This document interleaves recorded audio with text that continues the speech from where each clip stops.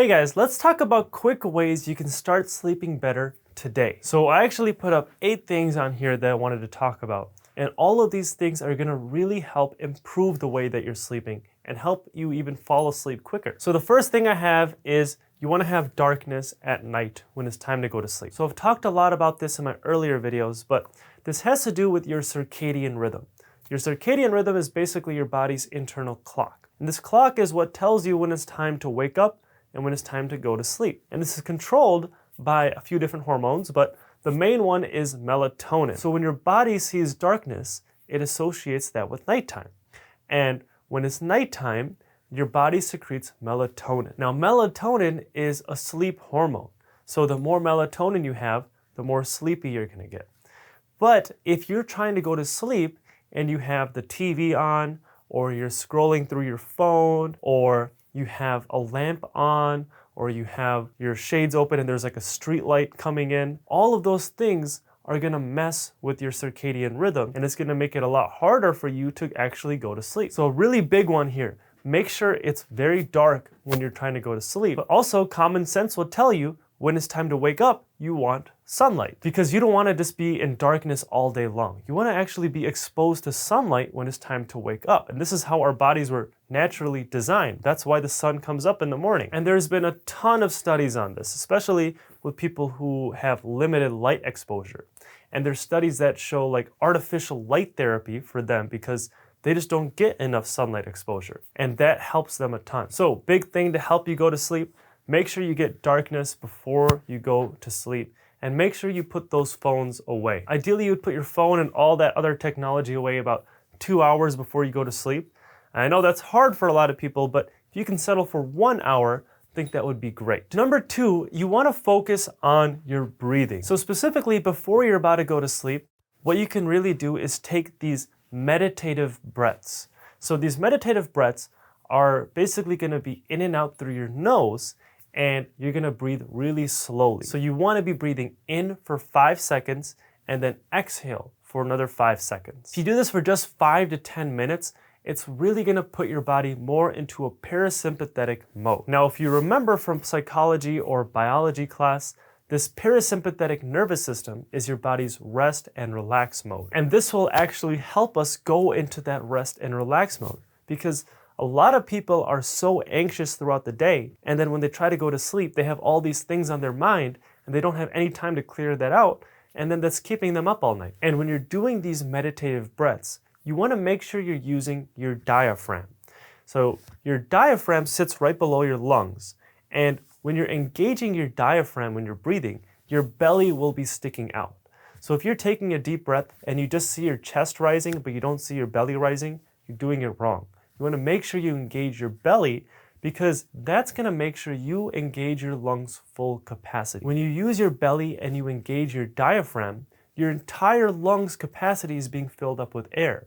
And this is going to help even more get you into that parasympathetic mode. Now, this actually brings me to my next tip, which is to use a mouth tape when you're going to sleep. Now, if you watched some of my earlier videos, you're going to know that I am a big fan of nasal breathing. And the reason is breathing through your nose is just so much better than breathing through your mouth. You get a ton of benefits when you breathe through your nose. One, you're way less likely to get sick because you're filtering out all those dust, all those particles. You're filtering out 99% of viruses and bacteria. And also when you breathe through your nose, it stimulates your body to produce nitric oxide.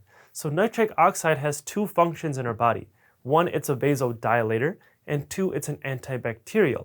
So the antibacterial part further helps prevent you from getting sick, but also the vasodilator part will help dilate the blood vessels, and this will help dilate our blood vessels in our lungs and improve our gas exchange. So it's gonna make our breathing a whole lot more efficient. And there have been a ton of studies on this where they're comparing mouth breathers to nose breathers, and they found that nose breathers get way better sleep, and they're also way more alert the next day. And there's also some studies showing that mouth breathers are more likely to have hypoxia, or less oxygen in their blood. I did make a lot of other videos on this topic, so I'm not gonna go into a whole lot of detail.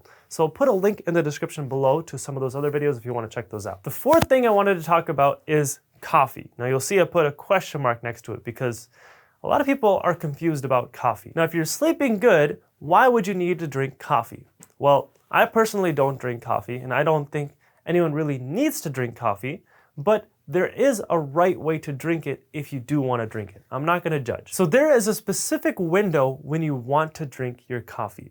You don't want to drink it too early, and you don't want to drink it too late. So there's some studies that are actually showing that if you wait about 90 minutes to 2 hours after you wake up to drink your first cup of coffee, that this is going to really prevent that caffeine crash. Have you ever had that where you drink a cup of coffee and then after it wears off, then you just crash and you can't do anything? This is going to help avoid that. And the reason is, the way coffee works is it binds to adenosine receptors. These adenosine receptors normally bind to adenosine, and adenosine is a sleep molecule. So the more it builds up and the more that this binds, the more sleepy we're going to get. So this builds up a lot throughout the day, and it's at a really high level when we're going to sleep. So the problem with drinking coffee right when you wake up is that you have a lot of these adenosine molecules that are left over.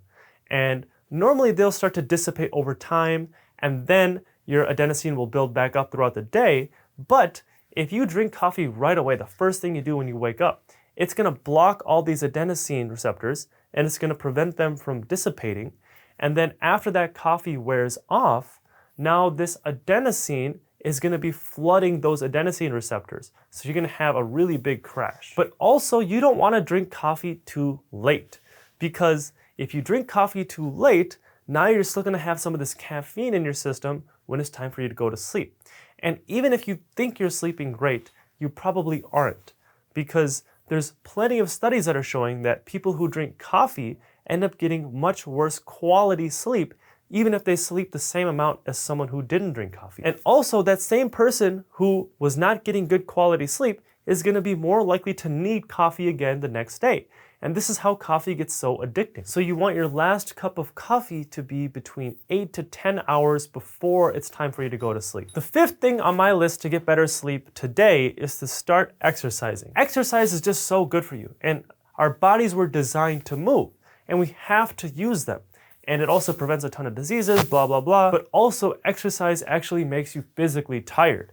And when you're physically tired, you're going to be more likely to fall asleep faster, because you're going to need that sleep even more. Number 6 is 2 different fruits that you should start eating: tart cherries and kiwis. So there are some studies that are showing that if you eat tart cherries or kiwis about an hour or so before you go to bed, that is going to really improve your sleep quality. So make sure you start adding some fruits to your diet. Number 7 is to eat more fat. Now, how the heck does eating fat contribute to my sleep? Now, there were some studies that were comparing a high carb but low fat diet to a high fat but low carb diet. And what they found is the high carb but low fat diet ended up losing a lot of their slow wave sleep. So your slow wave sleep is basically your deep sleep. And this sleep is very important for our recovery and for our memories, and it's a very important part of our sleep cycle. And when they compared this low fat group with this high fat group, they found that the group that ate more fat got way better quality sleep. So make sure you don't cut out those fats.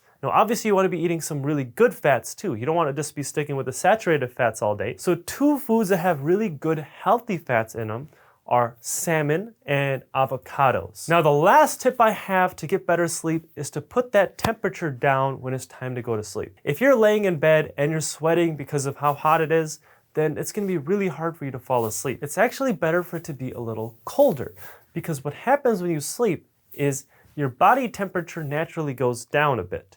And if the external temperature is already lower, it's going to help you get into that state. And also, having a lower temperature will secrete more melatonin. This is going to help you sleep even more. Thank you guys for watching. I hope you liked that video. And if you haven't already, hit that thumbs up button and subscribe to my channel below. I will see you in the next video.